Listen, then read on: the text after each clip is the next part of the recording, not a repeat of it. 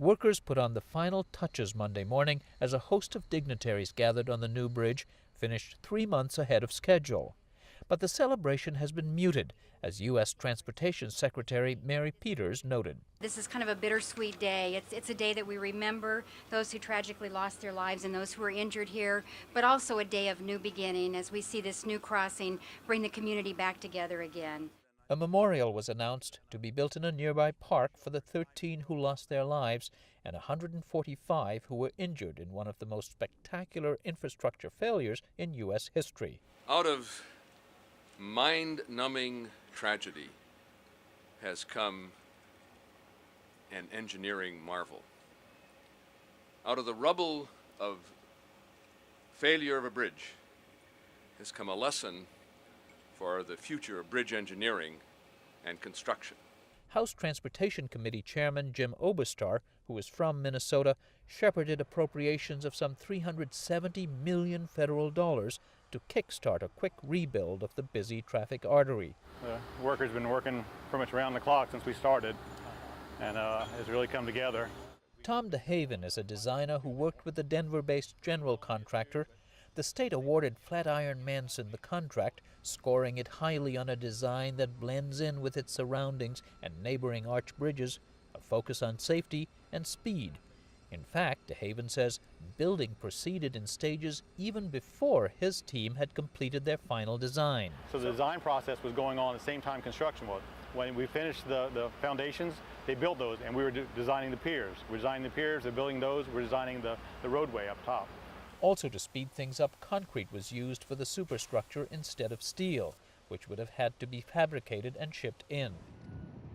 Concrete was acquired locally, but curing almost 500,000 cubic yards of it was no picnic in the minus 20 to 30 degree temperatures that often visited Minneapolis last winter.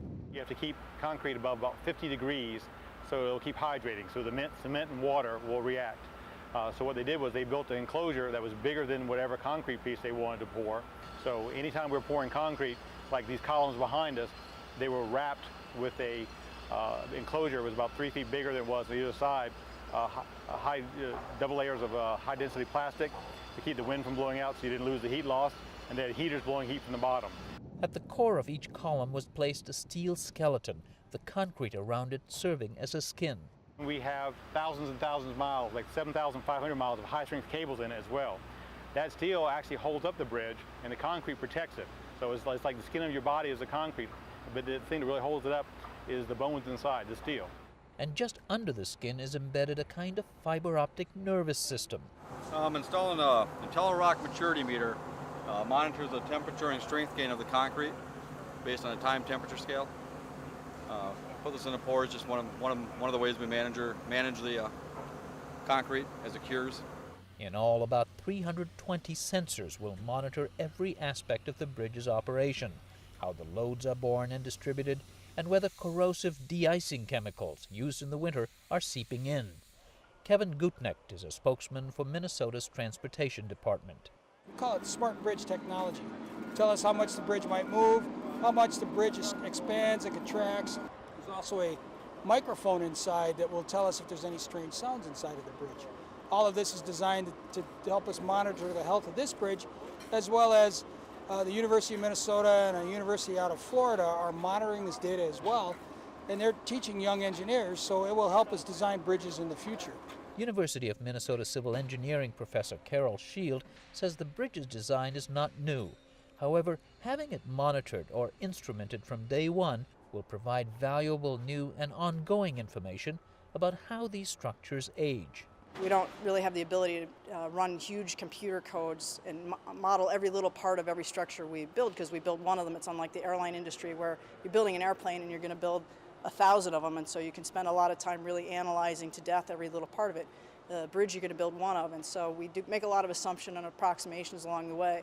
And what instrumenting the bridges let us do is try to understand whether a lot of those assumptions are good assumptions or bad assumptions. And I think all the instrumentation in there will hopefully help us learn better how these types of structures behave, and so that when they're designed, maybe we can design them even more cost effectively. Costs for this bridge seemed no object. In fact, 2 bidders who came in lower are suing the state, alleging a flawed process. But for the state, speed was at a premium. In fact, Flatiron Manson stands to get a $27 million incentive bonus for finishing early. Minnesota's Department of Transportation says the bonus payment to the contractor for the accelerated timeline is well worth it. The department says for every day that this roadway is closed, it costs the regional economy at least $400,000.